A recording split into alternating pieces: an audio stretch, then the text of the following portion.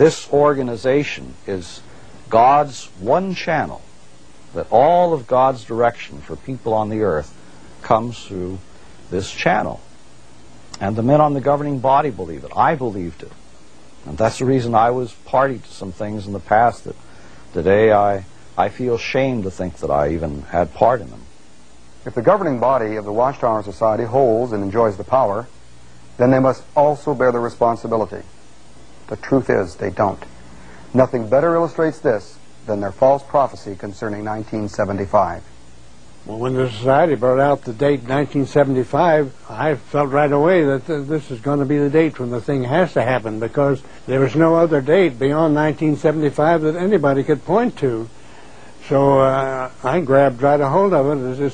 It was a thing to do, and I put all my hopes in it. By the mid-60s, the Watchtower Society had all but guaranteed that the world would come to an end in 1975. It was a prophecy that would bring in a flood of new members, and the organization prospered. But it would have other effects on the ordinary Jehovah's Witness. We thought Armageddon was coming in 1975. So I did not have a career. I didn't go to college because the end was so close. There was no need. The new world would be here. I was a senior in high school, and the circuit overseer, which is a traveling minister, advised me that it's best for you to quit school and go into full-time pioneer work because the world is going to end in 1975. And we felt so strongly about the imminent approach of 1975 and that this whole system was coming to an end that we sold our home in Lower Michigan, moved north, built a Kingdom Hall, and there we intended to live out those few remaining years, having saved just enough money to go a few years beyond 1975. And so it was a great disappointment and distress when this event that the Watchtower had prophesied did not materialize. I wanted to get married. I wanted to have children. But because the end was so close, when Fred and I got married, we decided that we would postpone having children. So I believe we sacrificed a lot within the organization. Well, when the end of the world didn't come in 1975, and that prophecy of the Watchtower failed, I began to wonder if they were wrong on this, how many others are they wrong on? And once again, Watchtower fact was revealed as nothing more than contrived fantasy. Jehovah's Witnesses tried to get an explanation, but were unsuccessful. Apparently, for the governing body, nothing is so invisible as an unpleasant truth. Today, they are quick to deny their prophecies for the end of the world. We do not, nor have we attempted, to predict a day or a time for it. The history and prophecies of the Watchtower Society are easily revealed as fabrications and distortions by simply reading the material they've published from the beginning. Their greatest enemy is their own literature, which clearly shows the man-made nature of their theology.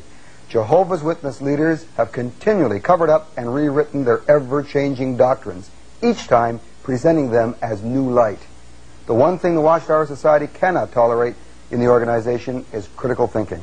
That's why they forbid their followers to read any material which might expose their deceptions. Really shocked me to my core was this, and every other Jehovah's Witness listening to this, is that we were so convinced that the leadership, the governing body, would never tell one lie. Mm-hmm. They would always speak the truth, yes, no matter what the truth was. Mm-hmm. That is a fabrication. It is a lie.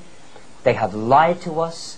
They have deceived us, and we have the documented evidence. And because we've spoken about it, we were silenced or threatened to be silenced. And that's what will happen to any Jehovah's Witness listening to this program. And he knows it in his heart.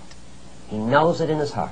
I saw in the body that most of our time was spent discussing the formation of new rulings, all designed to keep the witnesses in and to keep bad people out, to act as that kind of a fence. And again, the decisions had absolutely no basis in the Bible. The witness who breaks these executive commandments is subject to disfellowshipping, the Watchtower's word for excommunication. Jehovah's Witnesses practice removing those who refuse to conform to right principles from among themselves. The Bible refers to this and supports this practice as preventing leaven or false thinking or teaching from entering into the congregation. thereby maintaining its purity or its cleanliness. I went to a Christian church with my husband, and they disfellowshipped me for that. They believe that when you leave the organization, you go to the devil anyway, but if you ever join a church, this is the ultimate sin. They believe that it's committing spiritual fornication with the devil. In my job assignment at the Brooklyn Bethel headquarters, I would often process disfellowshippings which came in from all the various congregations in the United States, and they literally amounted to hundreds that would come in every week. It just shows the magnitude of the number of people that are disfellowshipped by the organization, and of course careful records are kept on all of this, and including all the intimate details of what the individual did, what kind of offense it was. Mainly they are sex offenses, but there are other offenses too, like smoking, perhaps celebrating the holidays, things like that, that people also got disfellowship for.